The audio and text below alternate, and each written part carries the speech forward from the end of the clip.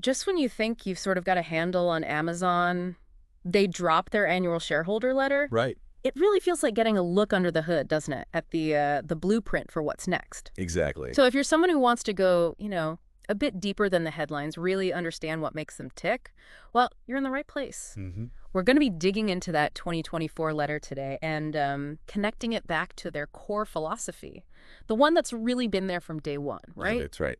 And we got some good material here. The 2024 letter itself, obviously, but also some analysis and reflections on that whole day one idea. Yeah. It goes all the way back to the first letter in 1997. Wow. Yeah. So the plan is really to pull out the most crucial stuff for you, the kind of insights that give you a real edge in understanding their strategy. And we're definitely going to focus on what matters. We'll look at the big numbers from 2024, sure. But maybe more importantly, we'll examine this why culture they talk about. What is that actually fueling, in terms of new ideas? Yeah, that's key. And we'll also try to get a clear picture of their whole approach to AI, which seems huge for them now, Oh, definitely. and just trace that consistent long-term vision they always talk about. So, yeah, if you're ready to get properly informed without, feeling totally swamped, let's jump in. Okay, let's start with the financials from 2024. I mean, the scale is just immense. Right. But what's maybe more impressive is how they keep generating really substantial growth, even at that size. Absolutely. Revenue jumped, what, 11% year over year, hitting like $638 billion dollars. Just massive numbers. It really is. And breaking it down, you saw North America up 10% to $387 billion. Hmm. International grew 9% to $143 billion. And there's the AWS Amazon Web Services. The cloud computing giant. Exactly, providing that backbone for so many businesses. It just continued its incredible climb, up 19% to $108 billion. Wow, 19%.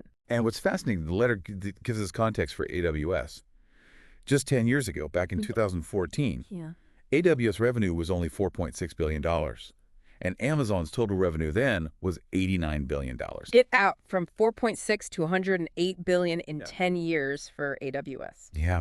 That kind of exponential growth really shows you the impact AWS has had, not just on Amazon, but, the whole tech world. It's almost hard to wrap your head around that kind of expansion. And it wasn't just the top line, right? Their operating income saw a huge jump too. Huge, 86% year over year. It climbed from about $37 billion to nearly $69 billion. 86%. Yeah. And their operating margin improved significantly too, from 6.4% up to 10.8%. So they're becoming more profitable even as they grow. That's what it indicates. Yeah. Better efficiency, better profitability Oh. across all these different businesses. Yeah. And while the free cash flow increase was maybe more modest, up to $36.2 billion. Still a lot of cash. Oh, absolutely. And maintaining that strong cash flow despite all the heavy investment, Yeah. particularly in AI, which needs a lot of capital. Well, that's pretty noteworthy. Okay, so the financials paint a picture of, well, impressive scale, robust growth, AWS being a massive engine. Mhm. But the letter really links these numbers back to improving things for customers, doesn't it? Let's explore that side. Indeed. Take their stores business, right? They talk about constantly expanding selection. That everything store idea. Exactly. That push comes from that early, why not offer every book kind of question. And it's solidified them as the go-to place online for so many people. That obviously helps market share and revenue. Makes sense.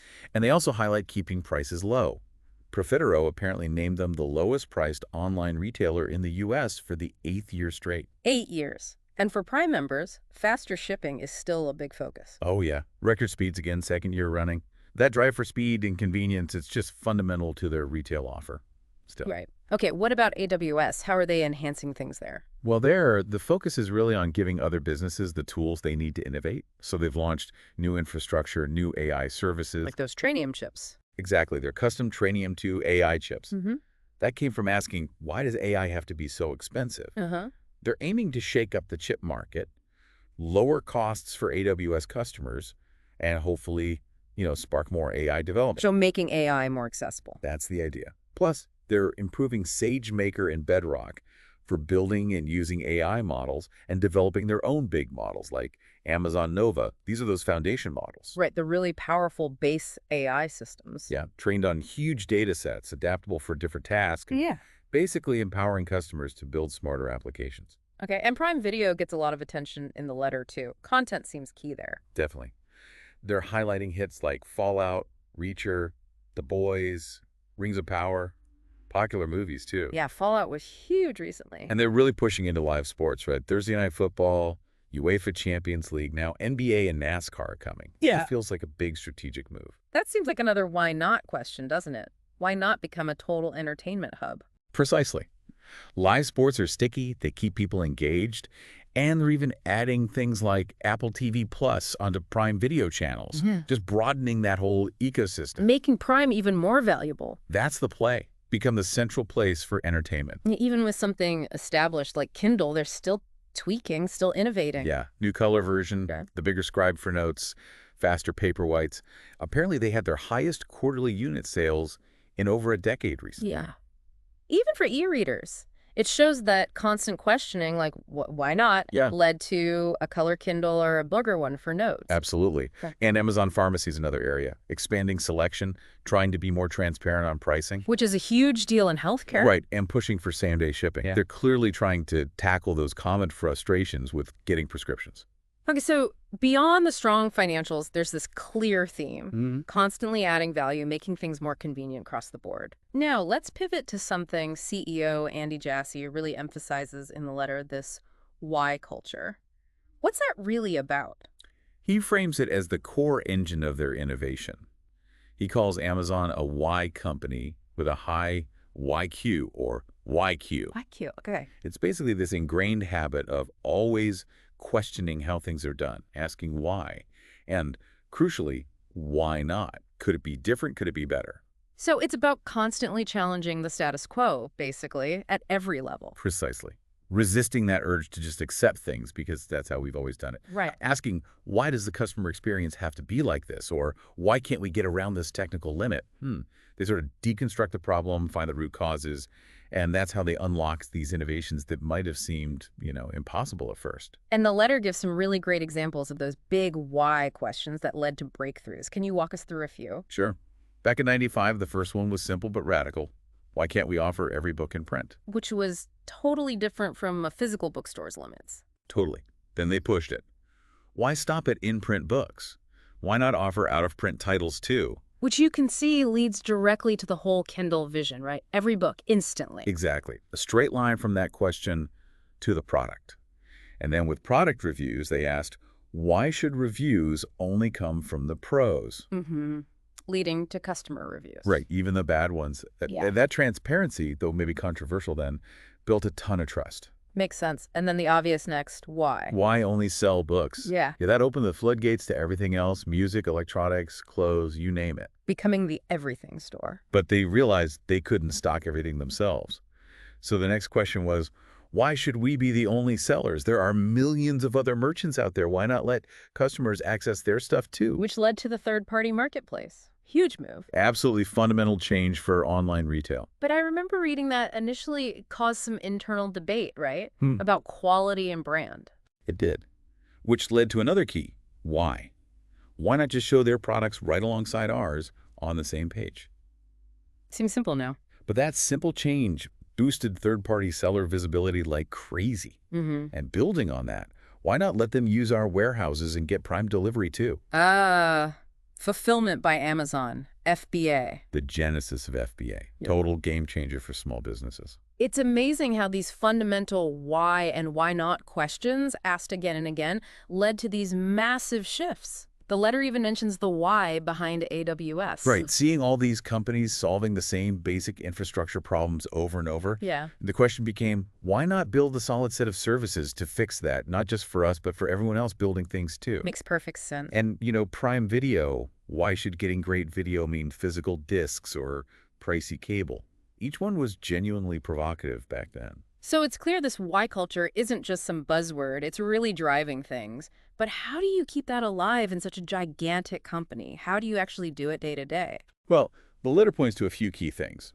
First and foremost, their leadership principles. They have 16, but Jassy highlights 3 as crucial for that YQ. Okay. All write a lot, learn, be curious, Yeah. and have backbone, disagree, and commit. Write a lot sounds a bit arrogant, maybe. What's the real meaning? Yeah, Jassy clarifies that. It's not about always being right initially. It's about having good judgment, good instincts. But critically, it's also about actively seeking out different views and trying hard to disprove your own ideas. Ah, okay. The best leaders, he says, listen to challenges. They're willing to change their minds if the evidence points that way. The goal is the best outcome for the customer. It doesn't matter whose idea it was originally. That's a really important distinction. And learn and be curious. Seems straightforward. It is, but Jassy really underlines it. Hmm. He thinks the ability to learn and adapt has been key to growth for people and the company. He even warns that stopping learning is a big risk. Makes sense. And having a high YQ naturally makes you curious, right? How can we improve this? How can we serve customers better? You have to want to learn to ask those why questions effectively. Okay, and the last one. Have backbone, disagree, and commit. Sounds like it encourages debate. It definitely does. Yeah. People are expected to respectfully challenge decisions they don't agree with, even when it's awkward. Right. That questioning, that debate, they see it as vital for getting to better solutions for customers. Hmm. But the second part is just as important. Once the decision is made, everyone commits. Fully. No passive resistance, no I told you so. Okay, vigorous debate, then unified action. That's the balance they aim for, to get good decisions but also keep moving fast. So beyond these principles, are there specific ways of working that reinforce this, like actual processes? Absolutely. They have some pretty unique working norms. One famous one is using narratives instead of PowerPoint. The 6-pagers. Exactly. Since 2004, they've used these detailed written documents, usually up to 6 pages. The idea is it forces the writer to think much more deeply. Yeah, you have to really structure your thoughts. And articulate things clearly. Yeah. And it lets the readers engage properly, ask those tough why questions. Okay, what else? Working backwards. This is a big one. Before starting any new product, they write the press release and the FAQs first. As if it's already launched. Yeah. The press release forces them to articulate why it's great for customers. The FAQs make them anticipate questions, problems, justify the design choices. It bakes in that customer focus and the why questions right from the very beginning. That's smart. Proactive questioning. Anything else? Jassy also talks about preferring in-person collaboration when possible, especially for innovation. Interesting, given the remote work trend. Yeah, he acknowledges remote work has benefits, but believes that for brainstorming, for rapid idea evolution, being physically together creates a better dynamic energy. Especially, he notes, with something fast-moving like AI. Okay. They also tolerate messy meetings. They accept that invention isn't always neat. Sometimes you explore dead ends, have unstructured chats. That's okay. It's part of the process.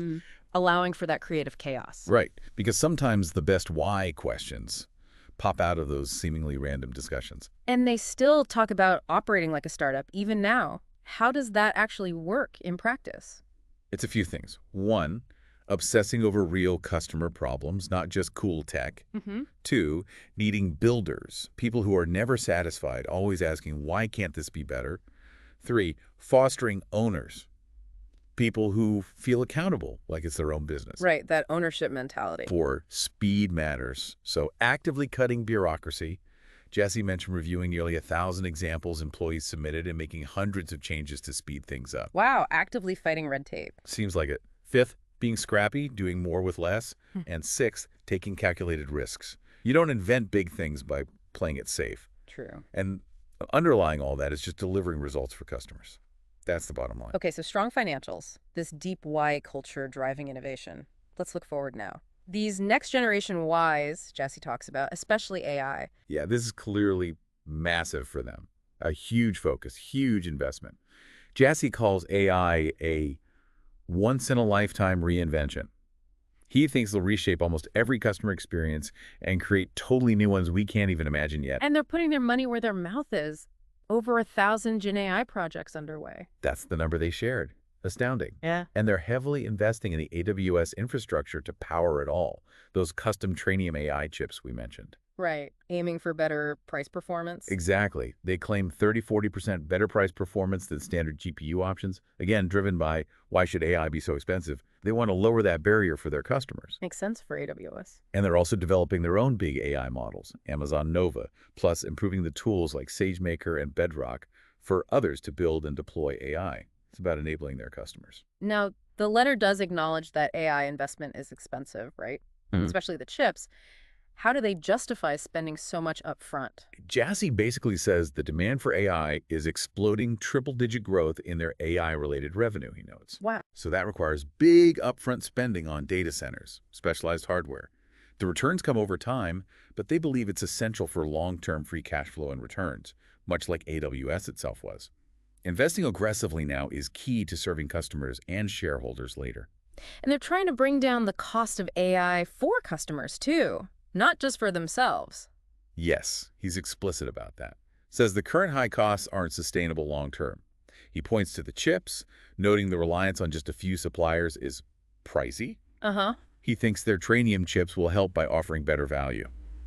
And he also mentions that while training AI models is expensive now, using them the inference part will be the bigger cost later.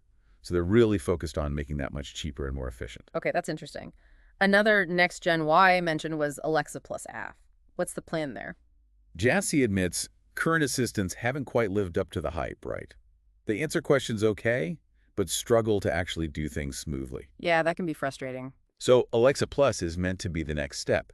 Smarter, like the best chatbots, but also able to take real actions. Play music, control your smart home, sure, but also order stuff, make reservations. Yeah. With over 600 million Alexa devices out Yeah, there, that's a huge base. they see it playing a much bigger, more helpful role in daily life. Okay. And faster delivery is still a priority. It feels like they've been pushing that forever. Absolutely. Jassy says their data shows faster delivery directly leads to more people buying things and buying more often. Makes sense. So they keep refining it, regionalizing warehouses, smarter algorithms for placing inventory closer to customers, these new same-day fulfillment centers. It led to record speeds the last 2 years, and they're still working on it, even mentioning prime air drones as a possibility down the line. Drones. And it's interesting, they're also focusing on smaller towns, rural areas, not just big cities. That's right. While others might pull back from less dense areas, Jassy highlights their expanding same-day and overnight delivery to dozens more smaller cities and towns, reaching millions more customers. Serving everyone seems to be the goal. And then there's Project Kuiper. That sounds incredibly ambitious. It really is. A network of low Earth orbit satellites. Thousands of them. Over 3,200 planned. The goal is broadband internet for hundreds of millions globally who don't have reliable access now, especially in rural areas. It's a huge investment, but they see it as both a business opportunity and a way to tackle a major global need. Bridging the digital divide. And finally, healthcare. Amazon Pharmacy and One Medical. What's the big picture there? The main goal seems to be making healthcare less stressful, less frustrating, particularly in the U.S. Definitely a pain point for many. So they're focusing on access to primary care via One Medical, better selection and price transparency for prescriptions with Amazon Pharmacy, just simplifying the whole process. And the customer feedback and growth suggest they're hitting a nerve. Okay, so a lot of ambitious whys shaping their future. Now, the letter ends by reprinting the original 1997 shareholder letter. Why include that piece of history? It's a really powerful way to show how consistent their core principles have been. Despite growing into this behemoth touching so many industries, the basic ideas Jeff Bezos laid out back in '97, they're still driving strategy in 2024. Can you remind us of some of those key ideas from '97? Sure, the big one was it's all about the long term, prioritizing long-term market leadership and value over short-term profit. Right. A relentless focus on our customers, making investments based on long-term potential.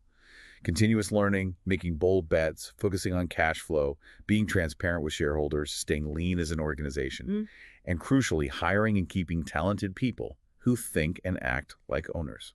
It really is striking how much those things echo through the 2024 letter.